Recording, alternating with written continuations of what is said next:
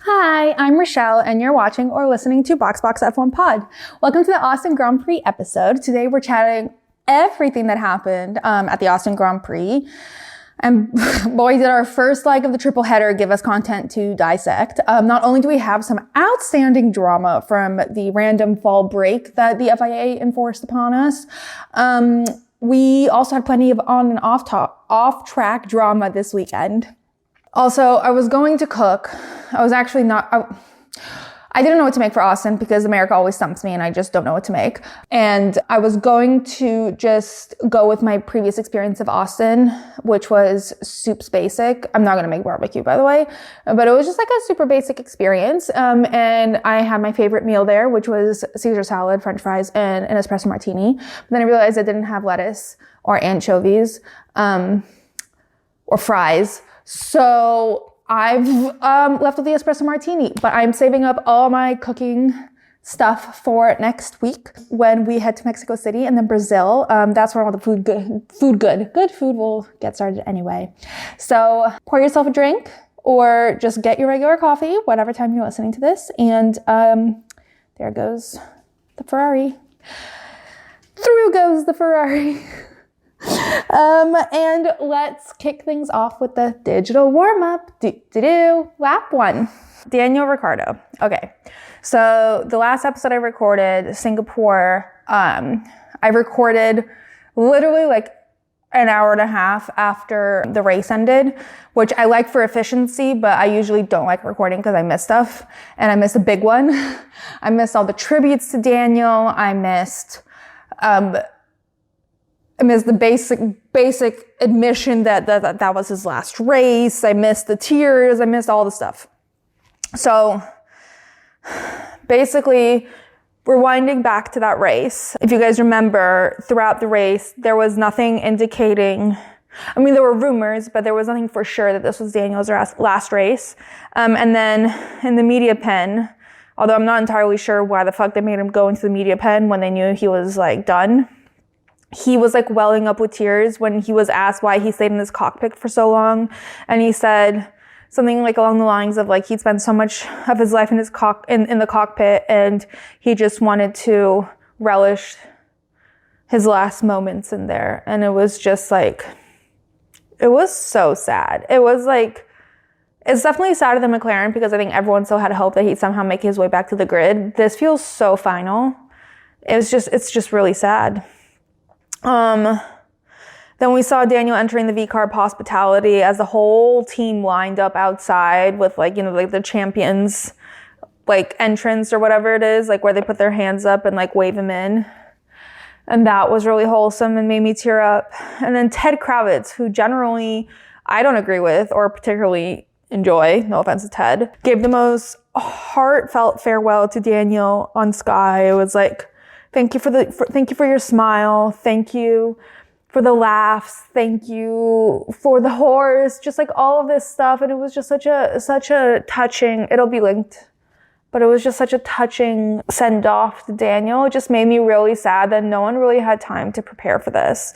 We also heard from Kim, the photographer. He stayed at the paddock until the last person left taking pictures, and the last person to leave was Daniel. There was a moment where Lando came into the hospitality, presumably for a private farewell. Wonder if Netflix filmed that. Netflix is going to have a fucking ball this season. But anyway, then we heard nothing for like 4 days, when V-Carb, F1, and Daniel shared that Daniel is exiting Formula One. The public outcry that followed was insane because V-Carb and F1 both posted like, thanks for the memes, bye. F1 did a little more. V-Carb like definitely just said like, thanks for the memes, and then like launched introducing Liam and excitedly promoting Liam. And none of this is obviously Liam's fault, but like this is such a good opportunity for him. Daniel's time was up, but that's not what we're discussing. It's not whether it was time for him to go or not. It's about how he went. Like, None of this is Liam's fault. Obviously, F1 is just following suit, but the way VCarb and Red Bull handled all this was actually terrible. Like, out of all the things they've ever done, I think this might be the most egregious to me, especially after they threw such a fit about the way Zach Brown treated him and how they like nursed him back to health, only to get rid of him in this way. I completely understand from a business decision, Daniel wasn't cutting it. I completely understand that they need to bring new talent in. I don't understand keeping it under wraps, not giving him a proper send-off, not giving everyone time to grieve, and not giving everyone time to prepare for it to be his last race. Like, I just don't get that part of it. And it's just mean for someone of his caliber, of his seniority, of someone who gave this much to the sport. To be treated in that way makes no sense. Also, he wasn't like that low in the championship. He wasn't high for sure. He was lower than Yuki, but not like that low. It wasn't like Alex and Logan difference, you know, like 6 races left. They could have easily just let him finish out the year with his dignity and his grace intact. Like, it's just like it wasn't worth it. I know they wanted to see what Liam could do in the car, and give him this opportunity to like show himself, which is fair. It was just mean. Like, I, in theory, understand it from a business perspective. I just don't think that giving Liam 6 races to show himself was worth it. But I'm not a business person, so what do I know? And for the record, this was his retirement. It's not like under speculation. Will he come back? Although I have seen rumors like, oh, he's in talks for another team. He posted pictures. He went on a slight social media hiatus, but he did return and posted some photos. And one of the photos, he was wearing a hat that said, "I'm retiring. Having a good time is my job." So he's retired, I think. I think he's done. I just really wish he was able to leave with the dignity he deserves. But again, we all know that's not the last of Daniel Ricciardo that we're seeing. It would be a huge miss for the sport in general to not keep him around. They owe their popularity in North America to Daniel Ricciardo. Like, DTS is what it is because of Daniel. And if anyone in the F1 world doesn't capitalize on Daniel's reach, on Daniel's charisma, on Daniel's knowledge, on Daniel's expertise, then they're all insane. And even if the F1 world is not the world in which he continues to be in, he will be like snatched up by someone else. He has such a bright future ahead of him. It makes me sad. So when he finally posted, he wrote, "I've loved this sport my whole life. It's wild and wonderful, and it's been a journey. To the teams and individuals that have played their part, thank you. To the fans who love the sport sometimes more than me, thank you. It'll always have its highs and lows, but it's been fun, and truth be told, I wouldn't change it. Until the next adventure." Man, I thought I cried it all out a month ago. Clearly not. Sorry. Pierre, Lando, George, Scotty James, Nico Rosberg, the Buffalo Bills, Esteban Ocon, Fernando, Red Bull, VCarb, fuck Red Bull and VCarb though, Mercedes, Max, Lewis, Oscar, and more commented on his post. And then people made oh my fucking God. People made standalone posts for him. Pierre posted about him and congratulated him on his career with a picture of Daniel in Austin on a horse. Who else is gonna miss him going, Pierre Gasly? George posted that it won't be the same without him. Lewis posted a farewell saying his life was just beginning. Yuki posted it was a pleasure to be his teammate. And I will say his post was a little lackluster, but I think Yuki's just not big on posting. I really appreciated someone interviewed him and asked him what's the most important thing he's learned from Daniel. And he said the most important thing he's learned from Daniel is how to control his emotions and how to leave his emotions like outside. He was like, Daniel, no matter what happened on track, Daniel will come in with a smile on his face, really happy. No matter what was happening on track, he would still speak with everyone with respect and dignity and didn't let the adrenaline and the emotions of the moment get to him. And he was like, that was a really important lesson for me, and I hope to take that into the future. And I think that's just like really sweet, because I think that is Yuki's biggest flaw. And Daniel did return from his social media hiatus to post a Singapore dump, and it featured a helmet swap with Oscar, his fellow Aussie, and just generally some truly sweet behind the scenes content. And I just love him, and I hope he's okay. And I also can't wait to see what he does next, but honestly, fuck Red Bull and V-Carb. Anyways, too long didn't read. Daniel deserved way more, and I hope and pray his career in F1 continues in some capacity, because again, F1 owes their entire American fan base to Daniel Ricciardo and more. Like, at minimum, the American fan base. All right, lap 2.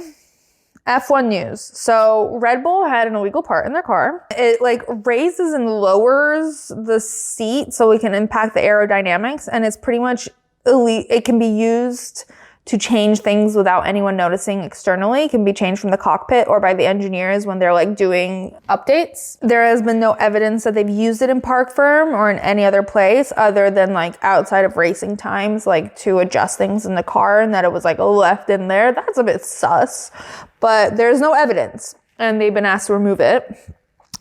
Zach Brown has obviously been leading the charge to punish them, which is a bit rich considering they had a exceptionally flexible rear wing that had to be changed just a few weeks prior. I also think it's hilarious because this horrible picture came out of Zach Brown and Christian Horner wearing matching pajamas in a private jet together, being like, we leave things on track or something along those lines. And it really made my blood boil, because like, what were they talking about? How to fuck over Daniel? Like, I always put Christian above Zach Brown, and Zach Brown they don't like each other very much, but I don't know why they were matching pajamas on a private jet. It really pissed me off. I didn't want to see it. I'm trying to erase it from my memory, but it did happen. And it's just funny that as soon as they get back on track, they are at each other's throats, and Zach Brown is like off with his head, seemingly super in alignment with Toto. But I saw Toto nowhere near the matching set situation. Just saying. In other news, Dr. Helmut Marko made comments about Lando. He said something along the lines of like thinking that like we all know, Norris has mental weaknesses, and that he's heard about some of the rituals he needs to perform on race day. And obviously people threw like a whole hissy fit. Leading the charge, as always, is Zach Brown and Andrea Stella, saying it's unacceptable for Dr. Helmut Marko to say these things, especially considering how much good Lando has done for mental health in this sport and in sport in general, and how it's been so brave of him to be vocal about his personal struggles. And all of that is true. And this isn't me defending Dr. Helmut Marko's stance on mental health, because let's be honest, he probably doesn't believe in it. He's too old, and just it's past the point of like him being able to accept it. But I truly don't think these comments were related to Lando's struggles with mental health and his openness about mental health and about like dealing with anxiety and like all of those things. I think he was truly saying that like he's not sure that Lando has the mental fortitude to go up against Max Verstappen, which is something that we've all said over the last few months. We've all questioned his ability to go through that. I think at one point I said that his childhood seems a little bit too happy to give him the resilience to deal with stuff like this. Every week someone questions it. It was questioned this week by Will Buxton quite aggressively on the post-race show. So like, just because people approach it with a bit more grace and tact than Dr. Helmut Marko, I truly don't think that's what he was referencing. Again, that's not a defense against Helmut's stance on mental health, because again, I don't think he believes in it. Not that he said that, I just don't think he does. But yeah, my point is that like what he said was said incorrectly and poorly worded, but I really think he was just questioning his mental fortitude. And interestingly, I think Lando might be the closest aligned on that interpretation, because he said that there might have been some translation issues because his only pre-race ritual is to eat a chicken wrap. Actually, now I really want a chicken wrap. I might make a chicken wrap for dinner, like a chicken Caesar salad wrap. Even though I don't have romaine lettuce or anchovies. But I have a wrap, so... Anyway, in another piece of F1 news, James Vowles, for some strange reason, I assume he was prompted, said in an interview that Williams didn't need someone like Adrian Newey because it would just stress everyone out. He said Williams wasn't ready for someone like Adrian. He would have overwhelmed our team, and that could have had the opposite effect. He would have ended up frustrated, and I don't want to build an infrastructure that depends on one person. I thought this was absolutely hilarious because as if there was like a shot in hell that James Vowles could afford Adrian Newey. Like, Williams was never even an option for him. I almost guarantee it. Unless he was, I don't know the question that preceded this, but unless he was specifically asked, would you have wanted Adrian Newey on your team? Unless he just volunteered this information. And also even if he was asked, like, what would you do if Adrian, he could have just said, like, we couldn't afford him. Duh. We can't even afford a car for our second driver. All right, lap 3, off-duty F1. First of all, in a strange turn of events, Kamala Harris I believe she was on Howard Stern, and she went on a bit of a rant about how much she loves Formula One. And then Howard Stern was like, so this isn't just like a campaign thing? And she's like, please, this campaign is getting in my way of watching it. Like, I can't wake up at the right time. I am always doing stuff, which I thought was hilarious. Her favorite driver is Lewis, which was to be expected. But it does sound like her and her family are actively watching F1. And I think it's amazing that she is. Anyway, if anyone didn't catch, People magazine published an article called Sexiest Formula One Drivers. Meet the 15 racers who have our heart rates speeding. From Britain's Lewis Hamilton to Japan's Yuki Tsunoda, these 15 racers have our hearts going 100 miles per hour. First of all, they just cut out 5 people. They were just like, 5 of these, let's just do 15. There's only 20.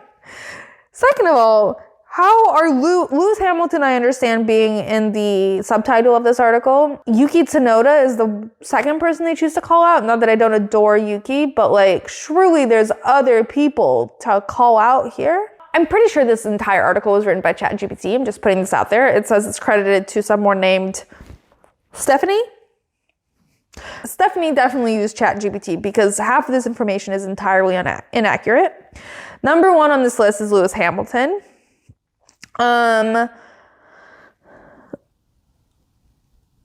She basically gets it all right. The 39-year-old whose long race for Mercedes made headlines earlier this year when it was announced he'll be moving to Ferrari. Fair enough. I can understand Lewis making number 1 spot. Not just, he's super cute, but he's also very famous. So I can understand him taking the number 1 spot. Number 2 is Charles Leclerc. Arguably should be number 1, but he is number 2, and he should definitely be in the top 2. That's 100% sure. She describes him as a double-dimpled monegasque, and that he's a rising star. He's risen. The star hath risen. She said the 2023 season wasn't so grand for him and the Ferrari team, but 2024 promises to be better as he's slated to race at the Las Vegas Grand Prix in November. She does know he's also racing in all the other races, right? He has 2 wins so far from Monaco and the second from Italian Grand Prix. She also doesn't mention the emotional weight both of those races carry, but that's fine. Number 3, George Russell. Pictured in the worst sweater imaginable. Like, it's just the most George sweater ever. It's so George, and I do love George. He's a handsome boy. But number three, standing at 6'1", I think helped. With hair coiffed by the gods. We all know there's hair that's definitely been coiffed by the gods on the grid. Not necessarily George Russell, although his hair is good. Of all the things to mention about George Russell, she mentions that he recently secured a W at the Austrian Grand Prix this past June and would have won another one, but was disqualified. Number 4, this is where she really starts to lose me. I wasn't fully bought in for the first top 3, but I'm definitely getting lost for number 4. Fernando Alonso. Not that he doesn't deserve to be on this list or to be this high up. It's more the description of Fernando Alonso that really concerns me. Fernando Alonso is the perfect definition of tall, dark, and handsome. And at 43 years old, the Spaniard is a veteran of the track. In case you forgot, Fernando is 5'7". So dark and handsome he may be. Tall? Not quite. This would be the prime time to mention that he's also a 2-time world champion. But guess not. Number 5 is Max Verstappen. Kelly has definitely added to his glow up. I adore Max. I'm one of Max's number 1 fans, much to the concern of many people in my lives, but I adore Max. I love him. I respect him for everything he is. I did describe him as a melted Lego in his first couple years of F1. He's certainly come into his face. So I don't know if I put him at number 5 of the sexiest F1 drivers, but here he is. So racing is in the genes for Max Verstappen, whose father, Joe, spelled Joe, was also an F1 racer, while his mother, Sophie Kumpen, was a kart racer, and the racing prowess is showing.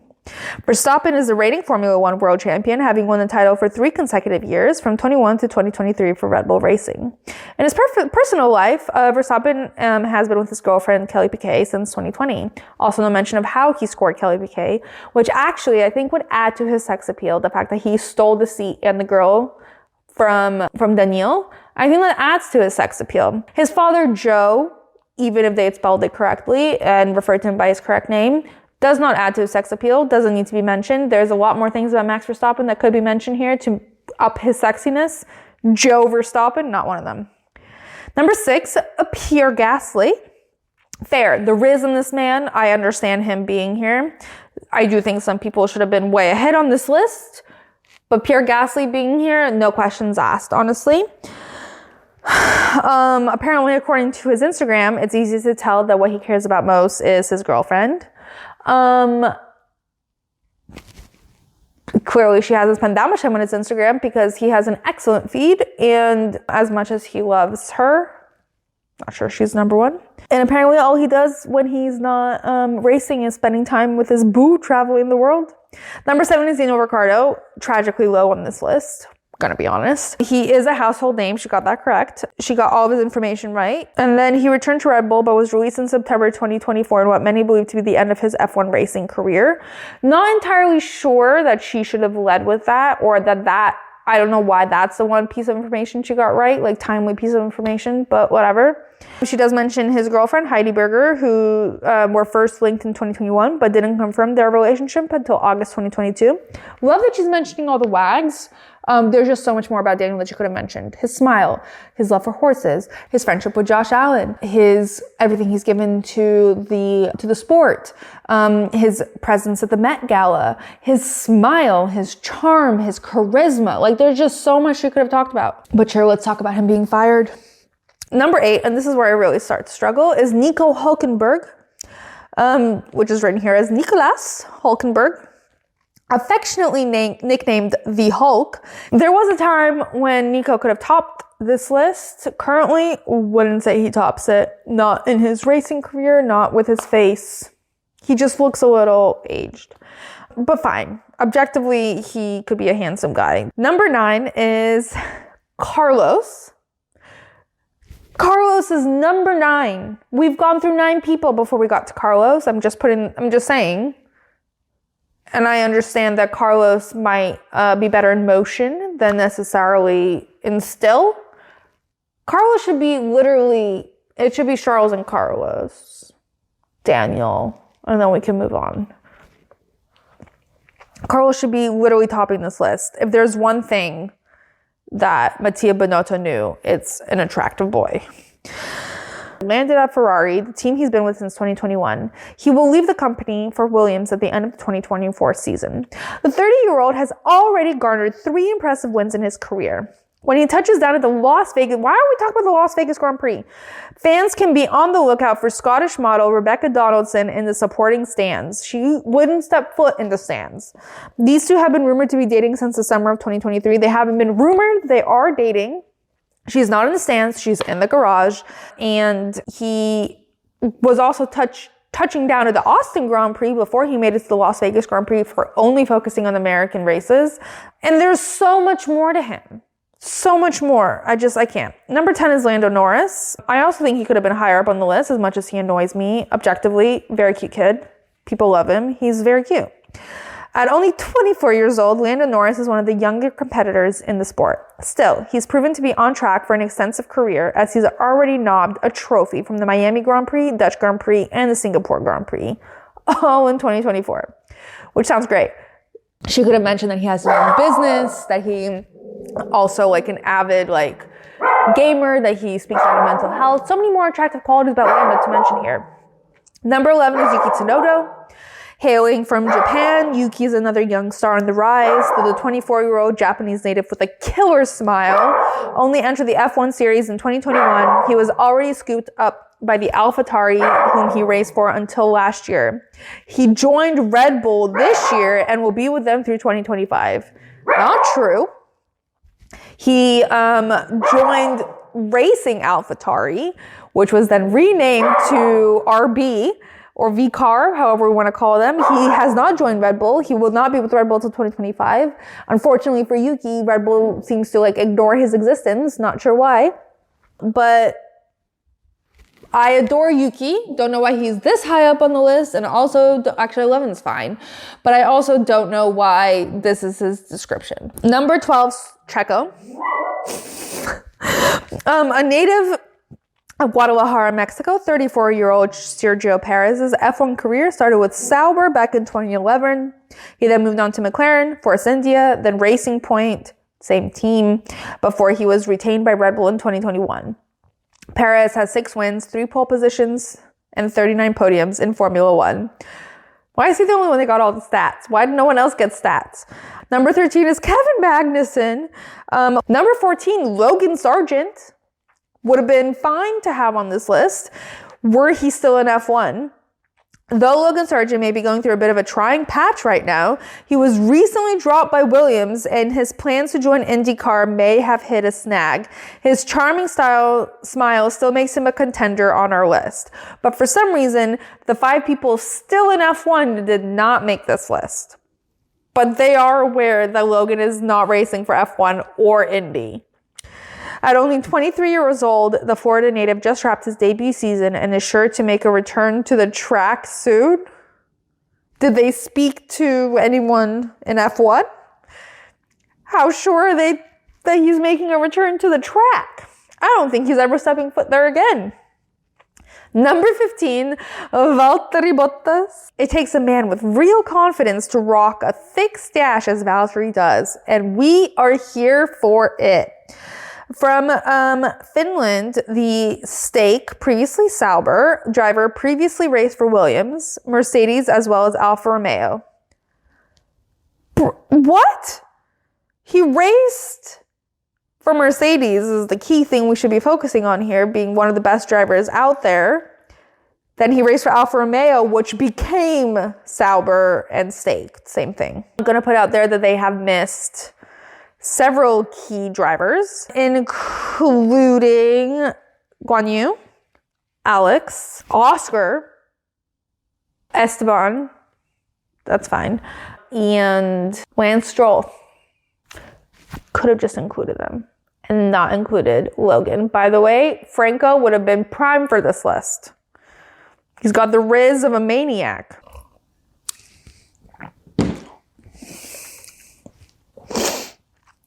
Moving on from this article.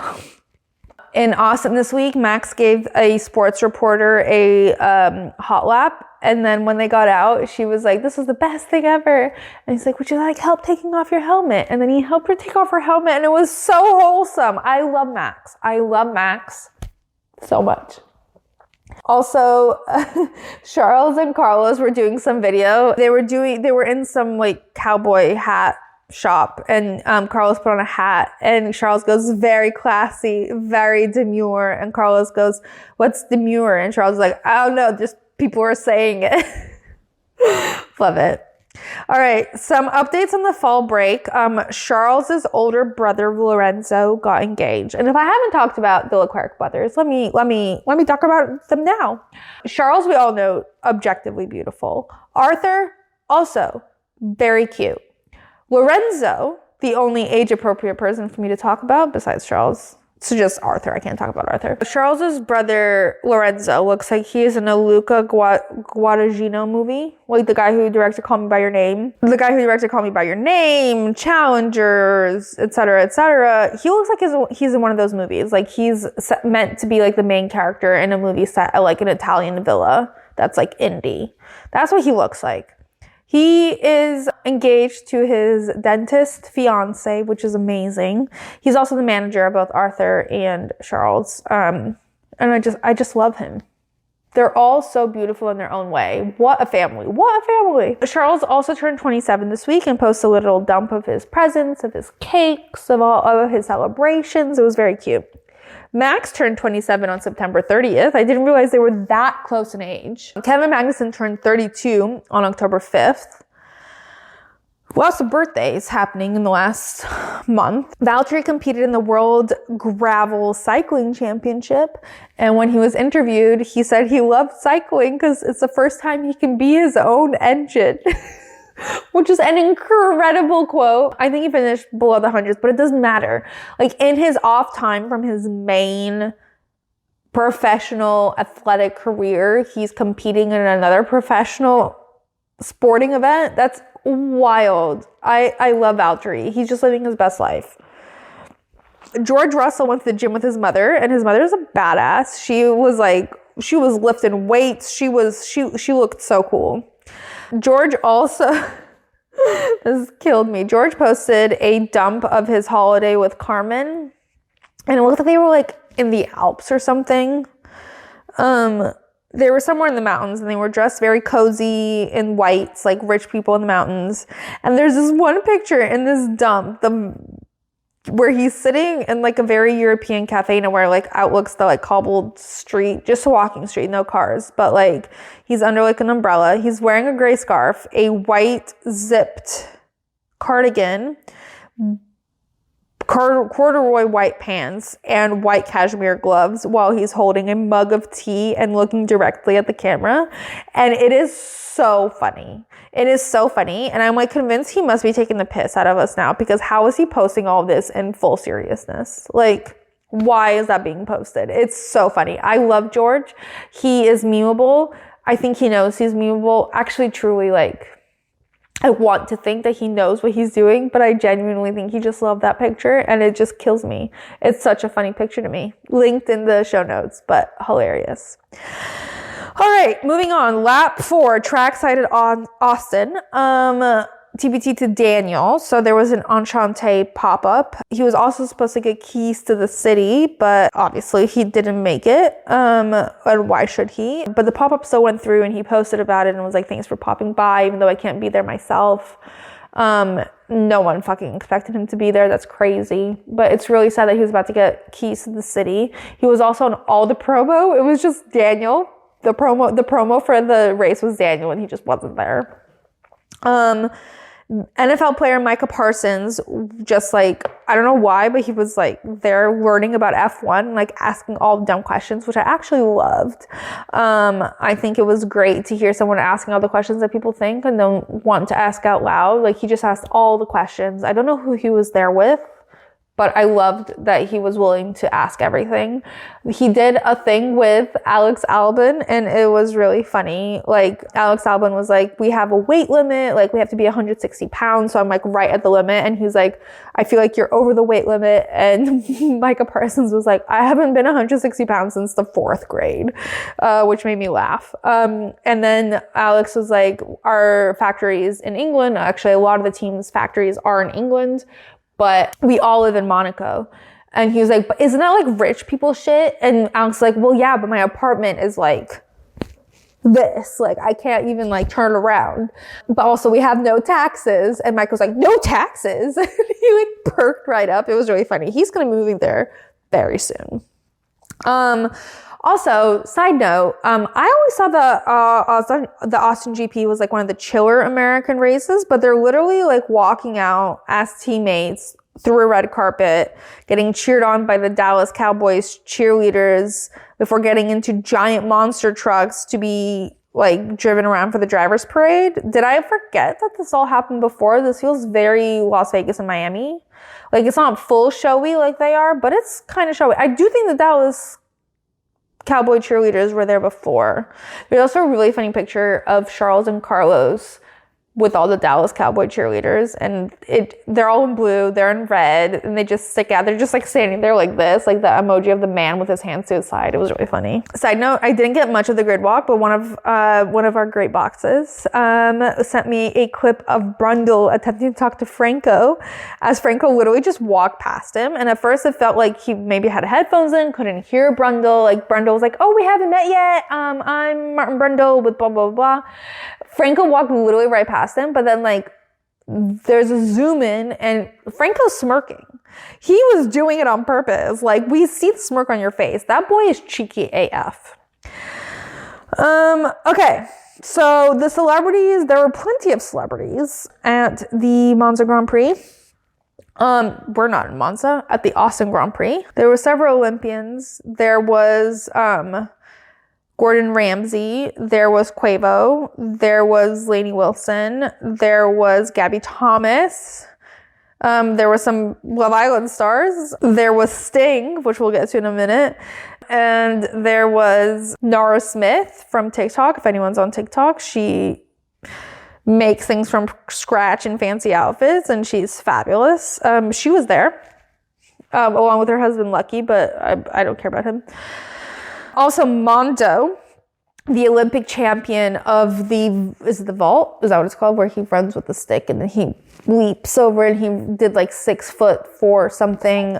He like set a world record at the Olympics, and then the next week he set a new world record, beating his own world record. But he went extra viral after he ran and leaped and set the world record. He immediately ran to his girlfriend and hugged her, and the edit was set to Taylor Swift's The Alchemy, which was the theme of the Olympics, because City of Love, lots of love. They also got engaged recently. But anyway, he was there, and he handed out the pole tire to Lando. So yay, Mondo. There was also a clip of Paul Mescal chatting to the Ferrari boys. There was a clip of him fixing Carlos's sweatshirt, and it was very wholesome. Right. Recently he came out and said there was like this rumor that he was hooking up with girls and then taking them on a walk the next morning and then just bolting away from them. And he said that it's a hilarious rumor that him and his siblings laugh about, but his mom didn't like it because she was like, my son would never do that. Except I know people that he's run away from. So like, Paul, who are you kidding? And other news, getting the American spirit going, F1 sent several F1 people to a college football game, including Kimi and Jack Doohan and Zach Brown and Lance Stroll. Now, Zach Brown and Lance Stroll totally fit in just fine. No comments. Jack Doohan, while Australian, looks like he could fit in just fine. He looked like he was really enjoying himself. Kimi Antonelli might be the most European like child I know, and like it's as European as one gets, and he looked lost and enamored and confused and excited all at the same time, and it was actually hilarious. Of all the people that I would ever envision at a college football game, not Kimi Antonelli. So I think it was hilarious to send him there. They should have sent him there with George Russell, because I feel like that's also like epitome of Britishness. And seeing both of these people at a very American experience makes me laugh. Also, speaking of Kimi Antonelli, he did an interview recently where he said his favorite F1 drivers are Ayrton Senna and Pierre Gasly, which literally killed me. Anyway, that concludes our digital warm-up. On to the race ride. Welcome to Austin for the US Grand Prix. After a random month off, I guess. Yippee. A few things have changed, so please take note. Most importantly, Red Bull dumped Daniel on the side of the road. In comes Liam Lawson, fresh as a New Zealand daisy, and immediately is tangled up in some sort of beef with Fernando because these old guys be crazy.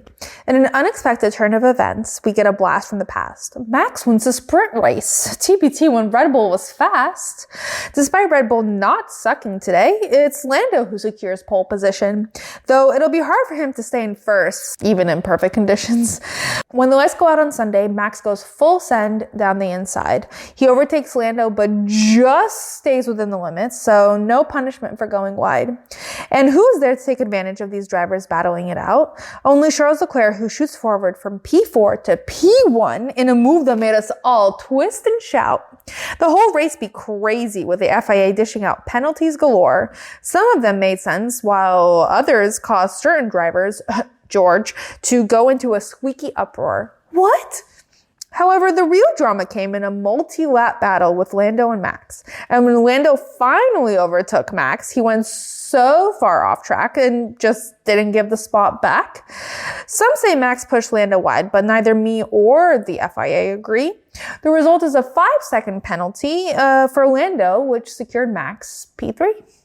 Charles put on a stunning show from start to finish as he maintained his staggering lead. And he and Carlos secured a P1 and P2 with that F1 type Ferrari 6-gear speed. Next up, we're going to Mexico City. Fingers crossed for another race that will leave us all giddy. All right, on to analysis, kicking things off with the sprint. So the beef between Fernando and Liam Lawson is like low-key hilarious. At some point, Fernando overtook Liam, but Liam did like a switcheroo and overtook Fernando back and ended up squeezing Fernando a bit, which really pissed Fernando off. Fernando got on the radio and said that AlphaTauri is an idiot. And then after the race, he found Liam and they were caught in a very heated exchange where he's I don't know what he's saying, but he's yelling at Liam. And then in his interviews, he says that Liam clearly has something to prove in the 6 races he has. He just doesn't think this is the way to prove it, but it's not his own career at stake, so it's not up to him. It was ridiculous. After the race, the actual race, Liam was asked about about his opinion on the situation. He was just the vision of diplomacy. He gave such a great answer about how he didn't realize it was that deep on track and that he clearly didn't do anything wrong. Otherwise, he would have gotten a penalty. But he has utmost respect for Fernando so much as a driver and that there's so much he can learn from him. And he looks forward to continue learning from Fernando. And he hopes that they can move past this. And just he was kind of giggling awkwardly as he said it. It's just very commendable that he's able to exhibit this kind of diplomacy. But Fernando needs to chill. He's 20 years old. Relax. Also, Carlos had some incredible overtakes in the sprint race. He overtook Charles and then he overtook George. Actually, Charles and Carlos overtook George in one go, so it was a little bad for George. But then Carlos went on to battle with Lando, and Lando ended up walking up from panicking because Lando panics. And there was so much smoke, but then Carlos literally overtook him so smoothly, and it was just a great move. And I just love seeing Carlos Carlos at his prime. He's just so good. He was on form this whole weekend. But the sprint race was won by Max, which was so exciting. He got pole position for the sprint race and he won the sprint race. And it's just it's probably good for him to win again. It's a good reassurance. He was also given the prize for the sprint race by Sting. And he was asked later if he knew who Sting was. And he said he did in fact know who Sting was. And then he was asked if he thinks Sting knew who he was. And he said, well, it's all over my tracksuit. So probably. So I lolled. On to quali, which took place on the same day. George had a situation where he ended up spinning a bunch and rammed into the wall and it caused the yellow flag to go out, and it was right at the end of Q3, so it brought an end the session, basically. Someone said, it was like a comment on TikTok, that like the spirit of Logan Sargent possessed George's body, but it also sounds like the spirit of Williams possessed Mercedes' body, because Mercedes said they didn't have enough parts to fix George's car, which is a very reminiscent of Logan Sargent's time at Williams. Clearly they had more money than they let on, though, because George did pretty well during the race, but we'll get to that in a moment. There were 3 penalties issued throughout the sprint race. Liam Lawson ended up starting on the back of the grid because he used multiple additional power unit elements. I believe it was like a 60-place grid penalty, but this was sort of inherited from Daniel, I think. Joe was penalized 5 positions for additional power unit elements. And then Oscar also received a penalty for exceeding track limits or for pushing someone off track, something along those lines. And it was whatever it was, whichever one it was, because for some reason they like mesh in my mind. Whichever one of those it was not warranted because he didn't do either of those things. Also important to note, Mondo from the Olympics, the world record holder in the vault, I think that's what it's called, where he has a stick and he pole vault. It might be called the pole vault, where he has a stick and he jumps over like over 6 feet. He like keeps beating his own world record. Anyway, he gave the Pirelli tire to Lando. So the starting grid is as follows: Lando, Max, Carlos, Charles, Oscar, George, but George is starting from the pit lane, even though he qualified 6th.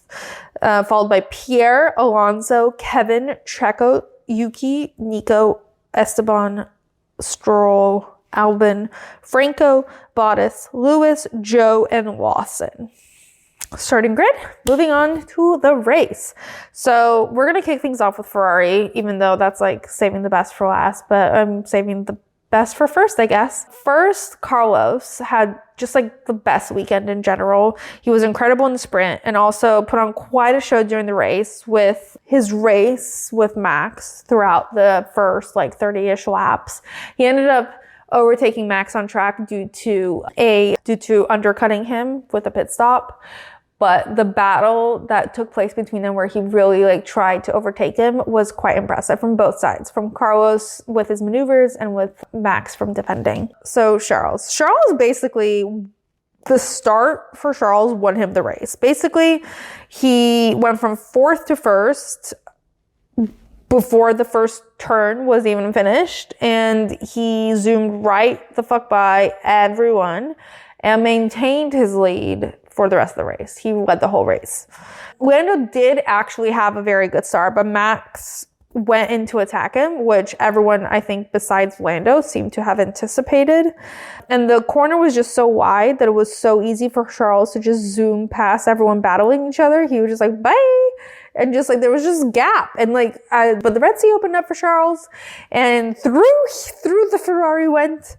And he did, like, besides that move, which was actually phenomenal, he also had to maintain the lead. He had to manage his team to ensure that they kept his strategy accurate and intact and, like, didn't mess it up, which is very likely for Ferrari.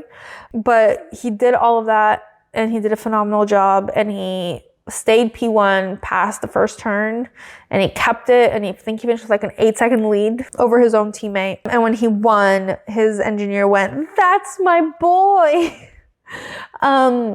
But positively, because that quote just really reminds me of Harry Potter Goblet of Fire when Cedric Diggory's that goes, "That's my boy." But he's not dead. He just won the Grand Prix. All right, moving on to Max versus Lando.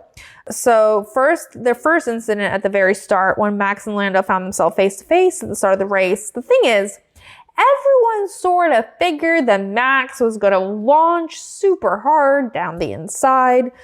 Unfortunately, it seemed that everyone figured that out besides Lando. Literally after the race, Charles literally said that he knew he'd have a chance because I'm very familiar with how Max races, and I know he'd go full send on the start, which Max did. And everyone said there was literally no question in our minds that Max was going to go down the inside as soon as the lights went out. Except Lando, who was like, what's going on? Also, Max, very impressively, knows the rules very, very well. He also knows that the stewards are much more lenient for the first turn of the first lap. So he's always going to go very aggressive in the first lap at the start, because he knows that the stewards are going to probably turn a relatively blind eye, as they usually do for anything that happens at the start, because it's so chaotic, and the stewards are like, look, it's the start. Unless something like aggressive happens, like they're generally like, they let it slide. So despite what you might think about him being off track or about him pushing Lando off track, it actually doesn't matter, because first turn of the first lap really is usually ignored unless you cause like a massive collision, which he did not. And then there's the end of the race. So like around lap 45-ish, Lando is catching up to Max, and he spends the next like 10-ish laps attempting to overtake Max. And he gets up very, very close to overtaking Max. They're wheel to wheel for like half of each lap. But Max is just exceptional at defending. And another thing is, on the post-race show, Will Buxton and the post-race show team rightfully point out that Lando needs to learn from his mistakes, and he continuously makes the same mistakes against Max, and it just doesn't make sense why he can't learn from them. And every move Max does is not like new. Max is very, very good, and he's also very, very consistent. There's two things that Will and the team point out that Max is exceptional at. And is that one, Max knows the rules very, very, very well. He knows how the stews generally tend to act. He also has an exceptional spatial awareness of his own car. So like when I look at an F1 car and when we see the view from the cockpit, I feel like I'd have no idea where the rest of the car is. Max seems to know exactly where his car is located, and he seems to be able to stay within track limits to the very, very edge. He continuously pushes the rules to the very limit. He occasionally does cross the limit. He does overdo it, but it's so rare because he has such incredible control of himself, of his car, and awareness of how the FIA might rule, awareness of the rules, and awareness of his competitors and how they compete. He has figured Lando out.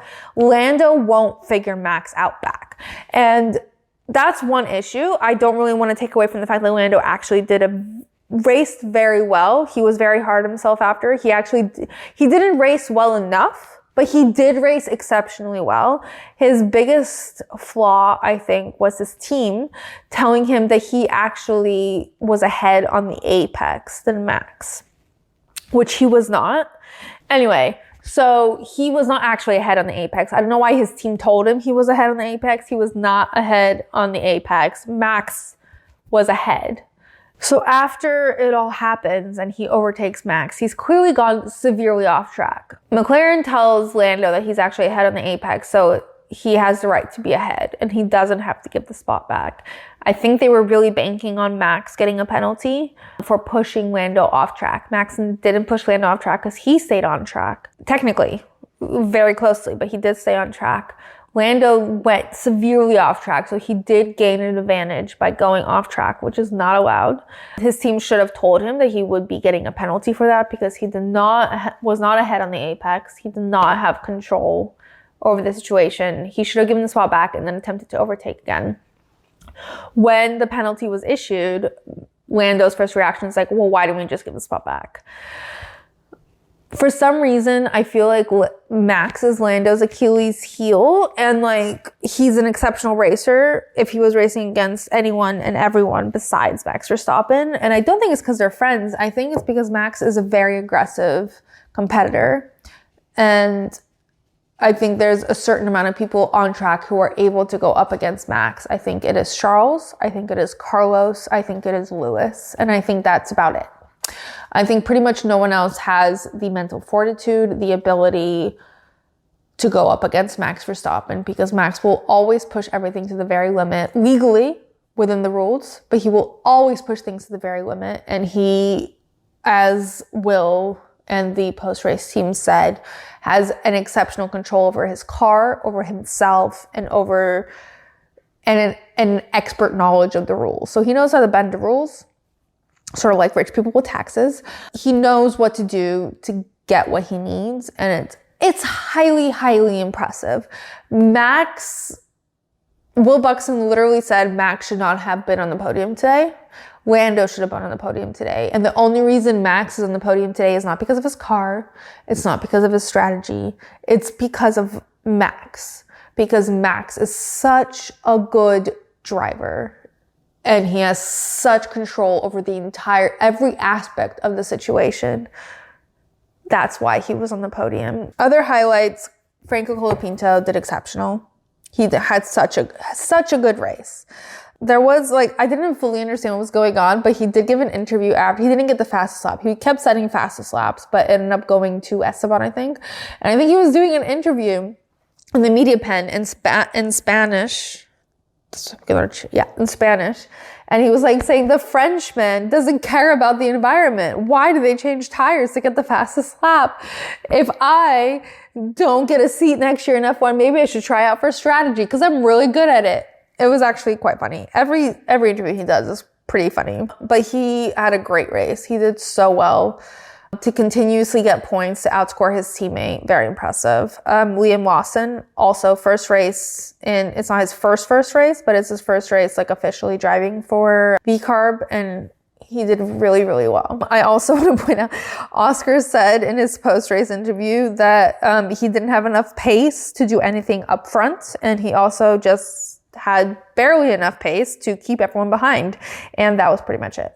That was the description of his race. All right, moving on to Mercedes. So tragically, Lewis was not having a good weekend just in general and was literally starting the race in P18. When he did, he actually commented on the radio, wow, this is far back, which is a little dramatic because he's definitely started at the back of the grid before. So I don't know why he was being so ridiculous. But he ended up in lap 5 having an accident that was coincidentally in the exact same spot at where George crashed during qualifying. And George had a very, very aggressive crash during qualifying. He spun 4 times and rammed into the wall. And there was a whole thing because the team was we don't have enough parts to fix it with the upgrades. And it was and he was well, this is just what I have to live with. And then he was Lewis offered me his car. And I was no. And someone in the comments was that's because he knows they fucked with Lewis's upgrades. Whatever the situation is, George had a shittier car than Lewis. And really the fact that they both spun out, Lewis only ended up in the gravel. He didn't end up crashing in the wall. But the fact that they spun out in the exact same spot indicates that it might be a car-related issue. Because if they both lose it in the rear in the same spot, that's definitely an issue with the car and not with the drivers. And for Lewis to make a mistake like that is so rare. There's definitely, it's definitely car specific, I think. And then it caused a safety car. No one pitted during the safety car. So it's actually a really boring and useless safety car. But it also, seems to have been the first safety car since the Canadian Grand Prix, which is crazy. That's such a long time to go without a safety car. I don't think in my time in F1, I don't remember going that long without a safety car. Moving on to George, he had a great race. He started from the pit lane because of the crash. He came out at the back of the grid. He served the 5-second penalty for unknown reasons. And he still finished P6 ahead of Checo. And even though the car, everyone said that Max outperformed his car, the car was still fine. Checo could have outperformed George, but he did not. George fought his way up to P6, and that is highly, highly impressive. So all the penalties that we had this race was first, Lando received the 5-second penalty for leaving the track and getting an advantage, and that was at the end of the race. George received the 5-second penalty for leaving the track and getting an advantage or pushing Valtteri off track. It's one or the other over Valtteri. And Yuki received the 5-second penalty for forcing another driver off track. The debate is whether Max should have received a penalty both for his behavior in the start with Lando and in their battle towards the end of the race. I don't think he did. I think he kept it legal. I think the FIA ruled correctly on that one. I do think the FIA entirely fucked up on George's ruling. And I think they also they did a similar thing for Oscar in the sprint. And I think it was entirely unnecessary. In fact, all of the drivers defended Oscar, being like, that shouldn't have happened. I don't know why he got it. But like Oscar used his penalty as an example for why Max should have gotten it, whereas all the other drivers were like, Max didn't get the penalty, which is an example of why Oscar shouldn't have gotten the penalty, which I think is the correct argument. But obviously Oscar is going to fight for his teammate. By the way, he also did help Lando retain P4 because when he got the 5-second penalty, they asked Oscar to hold back just enough so that Lando being 5 seconds behind wouldn't put him behind Oscar and would put him just behind Carlos in P4. And Oscar did, and as soon as he was behind just the right amount of time, went on the radio and said, stop. That's exactly the right pace. Do not change. And Oscar did it because, you know, his race wasn't in contention. Like, it wasn't like affecting his standings or anything. Like, it made sense.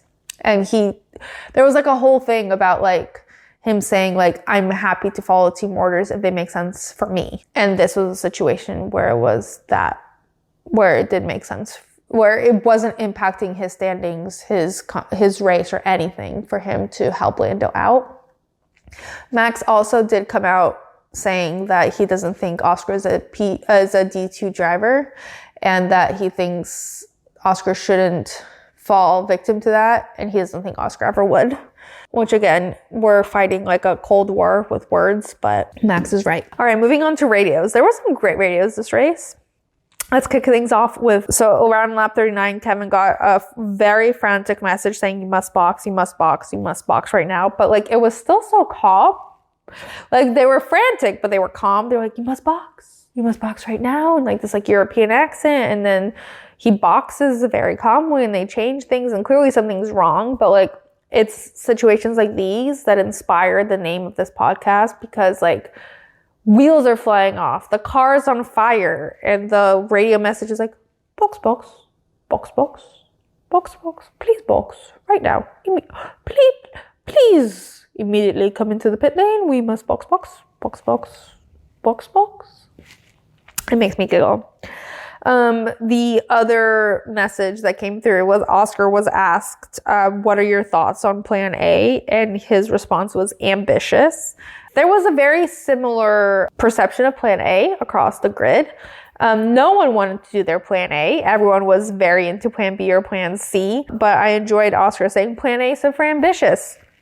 Then George, I actually don't know what this was referencing, but what the engineer did. But George told his engineer, for that, dinner is on me tonight. And the engineer went, ooh. And George goes, it's only dinner, calm down. Maybe giggle. And then when George got his penalty against Valtteri Bottas, they told him you got a 5-second penalty for forcing Valtteri off track. And his response was like such a high-pitched, What? It was hilarious. It was like the most George radio ever. And then Toto got on the radio and was like, these penalties are total joke, George. Total joke, George. Was that a German accent? A joke and George sound very similar in German accent to me. Also, Carlos got on the radio and told his engineer that his car smelled like fuel, and the engineer's response was like, we'll get back to you, which is an insane thing to say when an F1 driver's open cockpit smells like fuel. They did resolve it in the end, but insane thing to say, like not calming at all. Also, Carlos received instructions from engineer that were like more phase 1, brake release for turn 1. And Carlos responded, I don't know what that means. And it was really funny because the commentators were like, well, I thought I knew what that meant. But if Carlos doesn't know what it meant, then I probably don't know what that message meant. I just think it's funny. Ferrari is getting better, but their communication is still subpar. Moving on to post-race. I love that when they got out of the car and they're like at their little stands taking off their helmets and drinking their water. Max comes in, congratulates Charles, and Charles is like, oh my god, thank you so much. And Max immediately launches into an explanation of what happened between him and Lando, and Charles gets super serious, and you can tell he's listening to something very important, and he's like trying to be supportive, and it was just really funny. Also, I think it was really funny that Max gave his P3 interview, and next was supposed to be Carlos and then Charles. There was just like this 5-minute gap because Carlos and Charles were taking group pictures of the Ferrari team. They were like watching them take selfies and like group pictures and everything.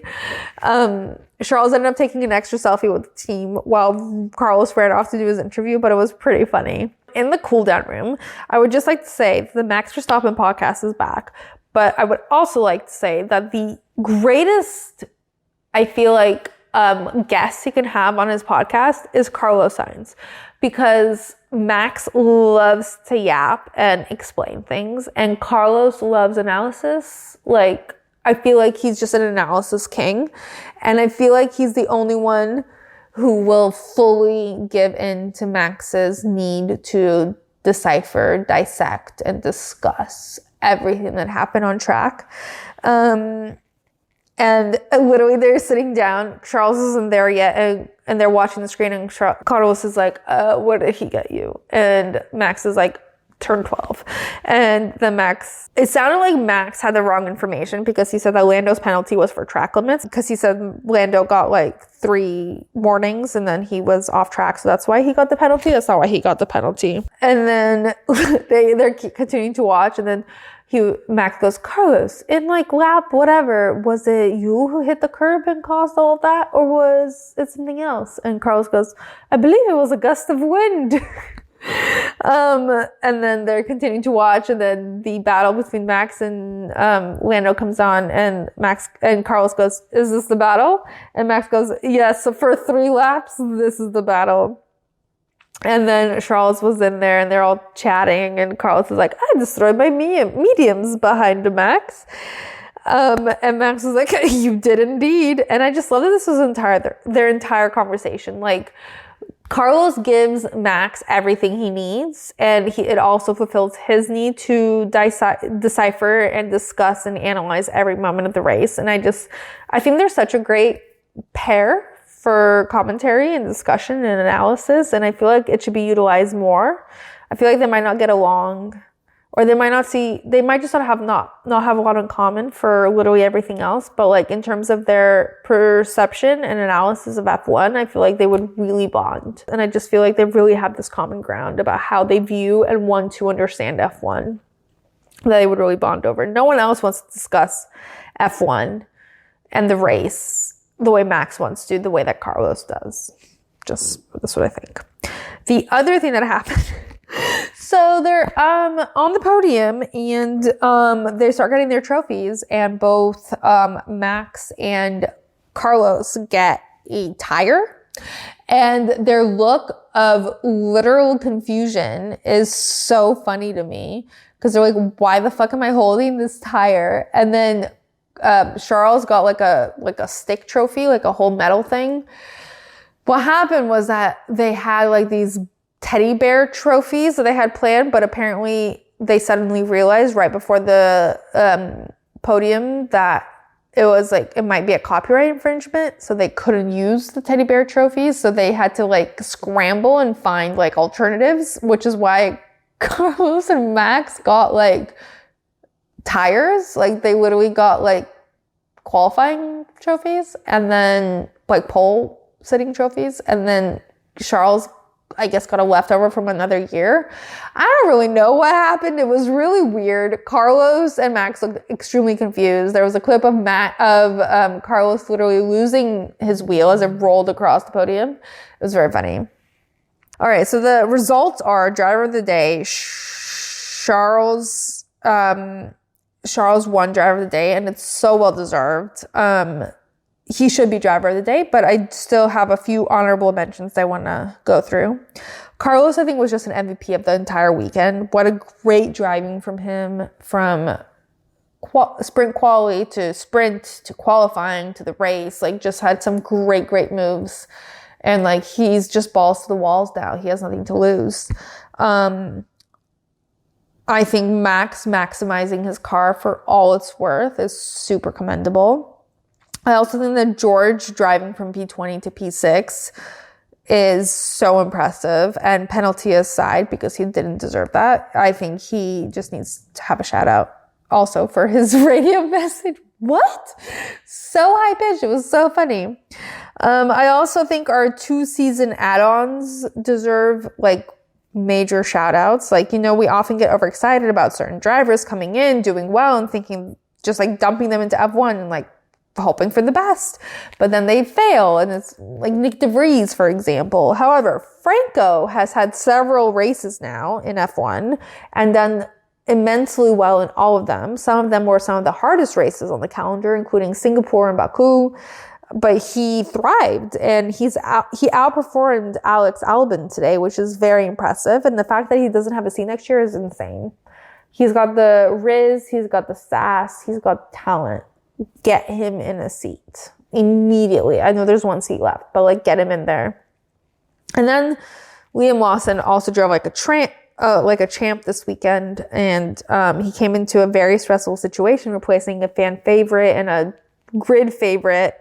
And he's already gotten himself into extra drama with Fernando Alonso, who was like on one this weekend when it came to Liam Lawson. But honestly, I think he really embodied the spirit of F1, like good racing and drama. He really brought it all to the table this weekend, and I really appreciate it. And I hope both Liam and Franco find their way to the grid next year. Dick in the box. I kind of want to say Lando, even though he's not like really a dick in the box, but like he's also like not a dick in the box. I think the way he approaches racing Max is kind of strange. Like it like really seems to be his Achilles heel, and he must know the way Max is going to act, and I just don't know why his actions on track don't counteract the way we all know Max is going to act. Max is not subtle. Max is not surprising. Max is very consistent and very good. So like we see other drivers on track, like reacting to the experiences they have and improving. Why is Lando not able to improve against Max? And then, McLaren complains about everything these days, which is common for people in their situation, because that's when you can't fight the battle on track, you fight it in the stews room. So I commend it, but at the same time, I know Lando is able to battle Max. He's just for some reason not doing it. But I really think the dick in the box this week was the FIA, who seemed to be kind of random and inconsistent with their penalties. Like Oscar and George didn't deserve their penalties. Oscar during the sprint, George during the race. They were, in Toto's words, a total joke, George. A total joke. And I understand applying these rules can get very nuanced, and like that's like why we ran into this issue with Lando and Max, why it's so divisive across the fan base. And it stems from the fact, I think, that the FIA's rulings are relatively inconsistent, so it's hard to track what they will rule and what they won't rule. But in this case, I think it's very clear once you watch the slow-mo reenactment that Max was within track limits and he followed the rules to a T. But at the same time, I think the FIA can do better in how they set the precedent and the rulings they apply to every situation to make sure that the drivers know what to expect and how to act in every situation. All right, so the final results of the Austin Grand Prix are Charles, Carlos, Max, Lando, Oscar, George, Checo, Nico, Liam, Franco, Kevin, Gasly, Alonso, Yuki, Stroll, Albon, Valtteri, Ocon, and Guan Yu Zhou. And Lewis DNF'd in 20th. The standings are as following. And usually I do the top 10, but today I'm going to do the top 20 because I actually think it's fascinating. So Max has 354 points. Lando has 297. Charles has 275. So he actually could overtake Lando over the next few races if he's consistent. Oscar has 247. Carlos has 215. Lewis has 177. George has 167. Checo has 150. And then we drop past 100. Alonso has 62. Nico has 29. Stroll has 24. Yuki has 22. Alex has 12. Daniel has 12. Kevin has 8. Pierre has 8. Ollie Bierman has 7. Franco has 5. Esteban has 5. Liam has 2, and Joe, Logan, and Valtteri have 0. I would just like to point out how impressive it is that both Ollie Bierman and Franco have more points than Esteban Ocon. I also think that it's impressive that Liam Lawson has 2 points already after one race, and has more than all three of Joe, Guan Yu, Logan, and Valtteri. Logan obviously doesn't count because he's out, but you know. I also think that it's funny that the Drivers' Championship is between 23 drivers and not 20. The Constructors' Championship is as follows. McLaren with 544, Red Bull with 504, Ferrari with 496, Mercedes with 344, Aston Martin with 86, Haas with 38, RB, Honda, V-Carb with 36, Williams with 17, Alpine with 13, and Kick Sauber with 0. All right. So that's it for the US Grand Prix. Next up, we're headed to Mexico City in just a few days' time. As always, make sure to subscribe, review, share with any potential boxes, and make sure you reach out with any thoughts, questions, topics to request, or just to share some content that I probably have missed. Like today, when I missed the fact that Franco just full on ignored Brundle on the grid walk, which is hilarious, and I would have missed that otherwise. Anyway, don't forget to follow at BoxBoxF1 on TikTok and Instagram to keep up between races. Reach out if you have any thoughts, questions, or opinions, and I'll see you soon. See you next week. BoxBox.